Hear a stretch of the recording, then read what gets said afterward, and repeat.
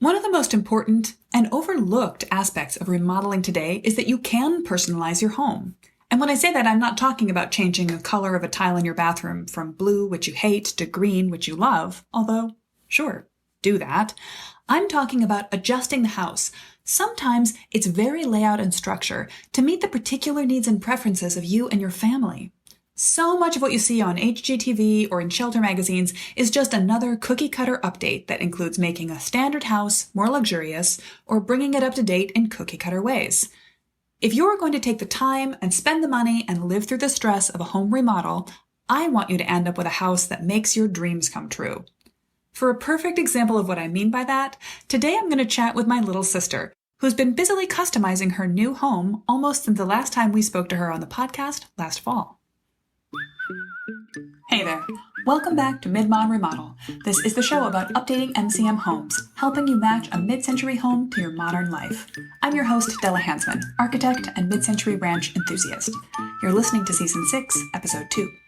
Last week, I introduced those essential steps of the master plan process, summed up into a simple alliterative framework, the 5D design framework. The first one, the dreaming stage, is the one that most commonly gets skipped entirely in a conventional remodel process. And look, I can see why it feels extraneous to take the time for it. You look around and see finished remodels, you think you know what you need. And you don't have time to waste. The contractor says they're ready to go. All you need is a plan. But actually, this moment, right at the start of the project, is where the whole thing can go wrong before you even begin. Think about it this way. If you were about to get into a car to start a trip, you might already be running late. You want to get going, so you pile in, steer out of your driveway, and head off at your top legal speed. But did you map your route? You won't end up where you want to be faster if you picked the wrong option. And if your directions are off by too much, you won't end up where you wanted to go at all. Think about it. You know this dreaming time is worth it. In the lifespan of your home, you'll sleep there, wake up there, and spend most of every day being affected by the space around you. So, ask yourself, what does my home really mean to me? Is the house helping me live my best life or making each day a little harder? What do I need to change about my home, and what do I want to change? Above all, keep asking why. Why do this? Why take on the trouble and disruption? When you ask yourself these questions, you might come up with some surprising thoughts about what to do with your house. When you take that time to ask what your house is doing for you versus what you wish it could do, you might just end up thinking outside the box and creatively tailoring it to the life you want to live. Now, this is advice I give all the time, so on one hand, I'm not surprised that my brilliant little sister listened, took it, and ran with it when she got her first home late last year. But, as she always does, she's really taken it beyond my expectations. I'm so impressed with how confidently she and her husband have been modifying their new mid-century home to perfectly fit their lifestyle. The first choices they made were largely made with furniture, when they decided to keep the TV out of their main floor living area by creating a beautiful reading and audio room in the classic mid-century combo entry living space at the front of the house. They took her husband's big sports TV and made a space for it in the basement. So now they have a high-quality movie sports evening space when they want, and they can completely walk away from it when they don't. As a result, they've created a low-key evening routine of sitting on comfortable mid-century furniture every evening, snuggling their cats, listening to records on the hi-fi, and reading books, just as they always wished to, but struggled to make happen when they lived in a one-bedroom apartment with a TV right in the center of their living space. But that's just the beginning. Their next plan involves a surprising choice for the den edition from the 60s at the back of their house. Leaning into the dream phase of planning has really helped them to brainstorm the perfect solution for that space. Because all the steps of the 5D framework are interlinked, we won't only stick to the dream phase in our chat.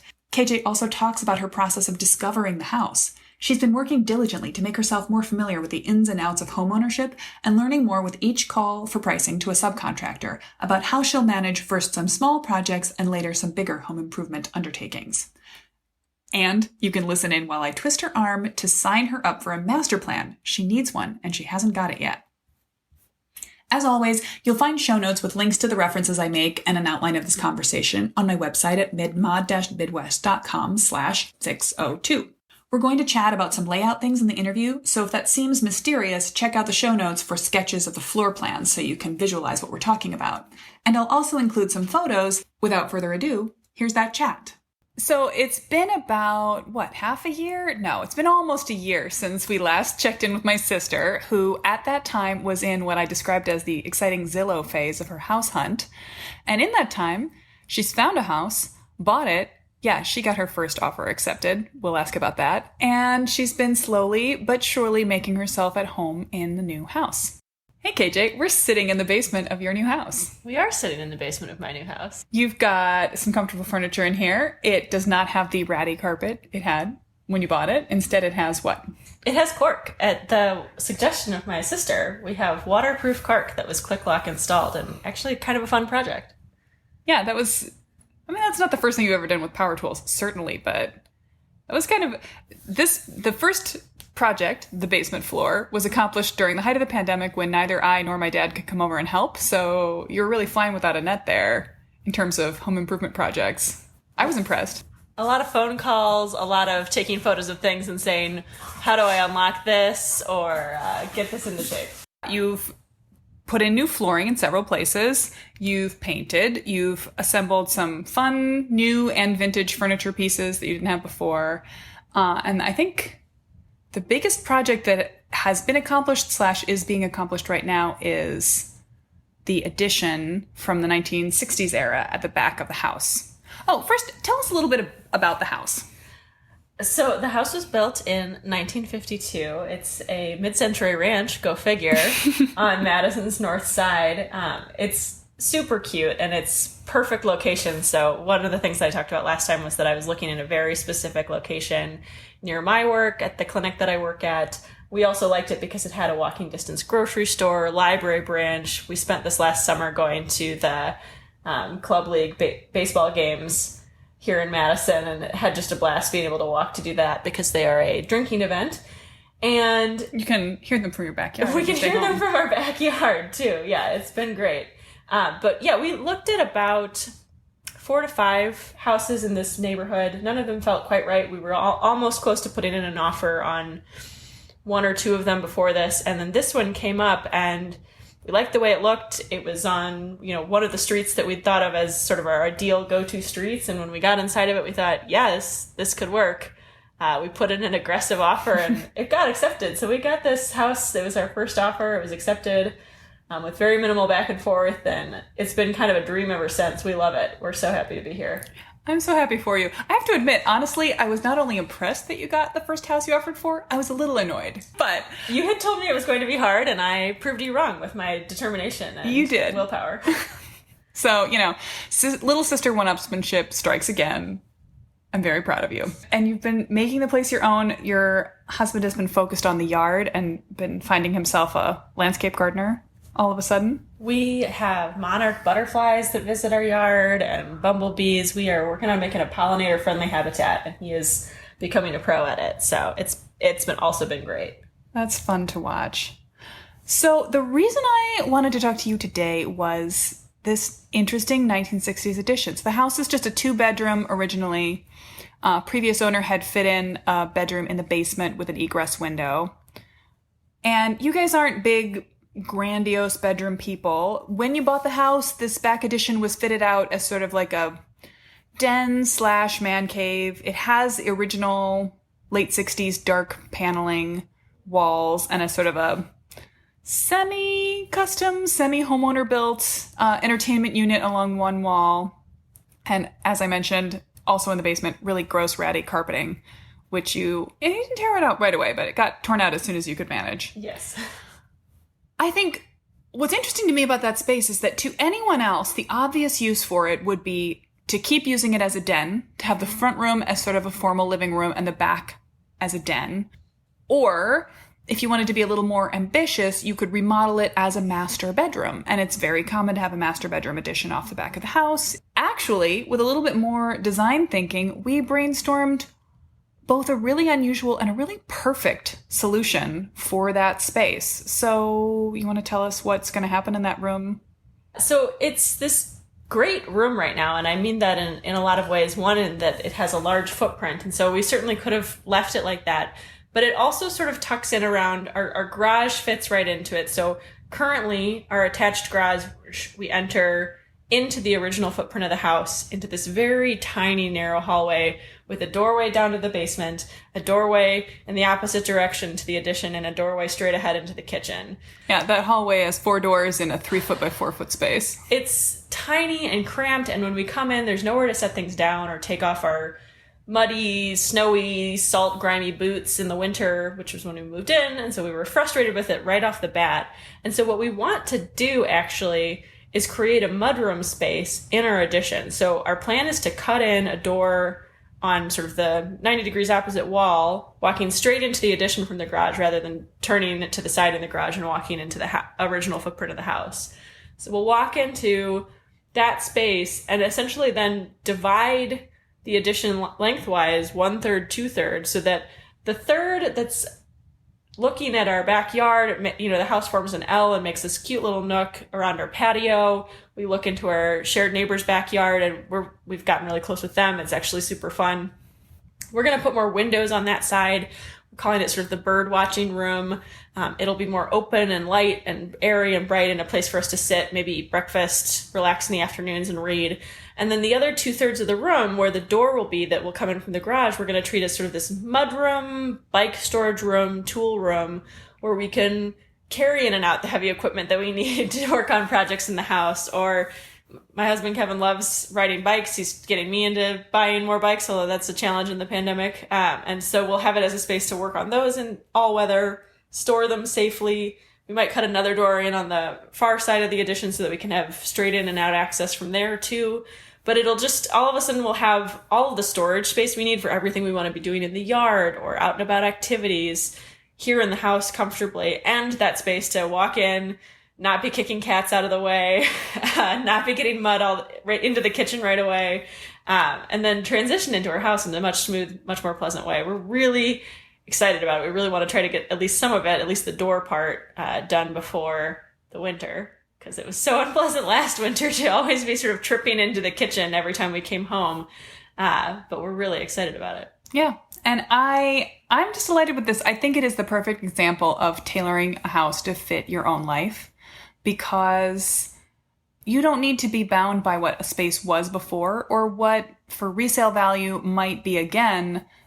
These are the things that you were missing from your lives. You guys are obsessed with your yard and with birds, and having a space where you can really appreciate that. None of the other windows in the house, the kitchen, the bathroom, the bedroom, can realistically be expanded to be a wonderful bird watching space. The other thing that the house didn't have for you was a place to obviously make a bike mecca for Kevin. Mm-hmm. And I think another choice might have been to run that down into the basement. People often think of basement as a more unfinished space, a lower quality space, and that's where you would do gritty things like bike maintenance. But from an ease of access point of view, that's not as good. Running bikes down the stairs into your mechanical space back here would be pretty inconvenient. And you'd already taken steps to fit up this basement as your cozy TV watching den, because when you watch TV, you really love to. And when you're not watching TV, you want it completely gone from your lives. So these two parts of your life that are so important, the bird watching and the bike working, didn't have a home in your house. And you had this big extra space. Rather than buying a whole bunch of living room furniture to fit out a third sitting space, you came up with this great solution. Mm-hmm. Let's talk about a little bit about the design process, how we got there. I will be the first to admit I have yet to have Della make me a mid-century solutions package, and I regret it deeply because I wish we had a master plan. We need one to figure out when things are going to happen, what all needs to happen when we do each project. The addition feels like enough of its own space that I think it's what we're doing there will fit with the other tentative ideas we have with the rest of the house. When we start thinking about what are we going to do with the kitchen and the existing bathroom upstairs and other things like that, I can't imagine doing that without a master plan. But I might be a little biased from my big sister's advice. So we've been trying to think about, what can we do ourselves?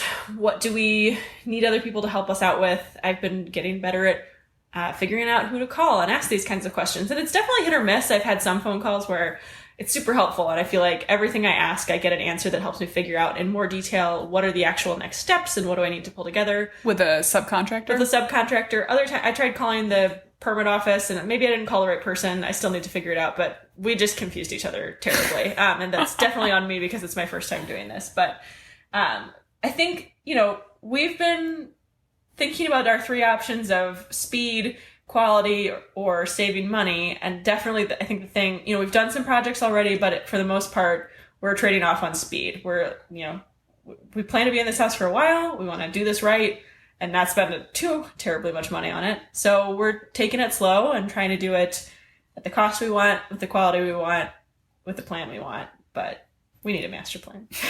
Yeah, I think you do. But at this point, you got to get in line because we're fully booked out through the end of September. This is actually not even a bit. I really am trying to twist her arm here.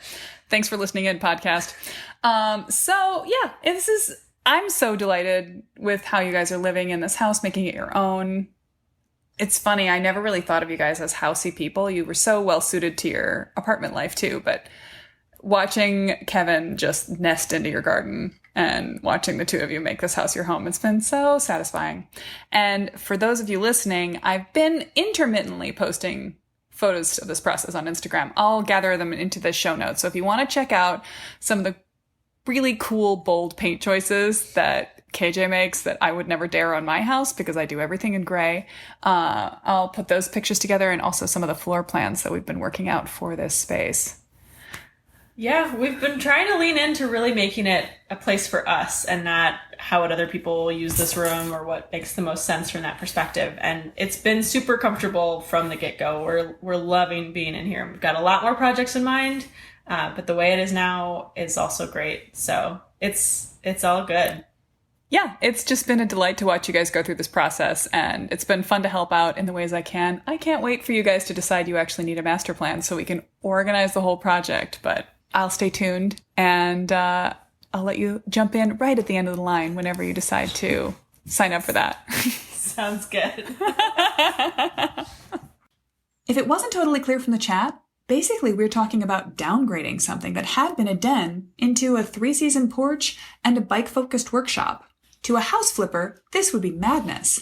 But my sister and her husband are planning to stay, and even if they weren't, this is a change that will take their house from good to great. It fills the last of their major lifestyle needs that the house wasn't meeting in a way that a third sitting room certainly would not. Now, I expect that your home is somewhat different from theirs, although mid-century homes have a lot in common, but I know you have totally different personal preferences, passions, and projects in mind. I challenge you, though, to re-examine your house. Does it have what you need right now?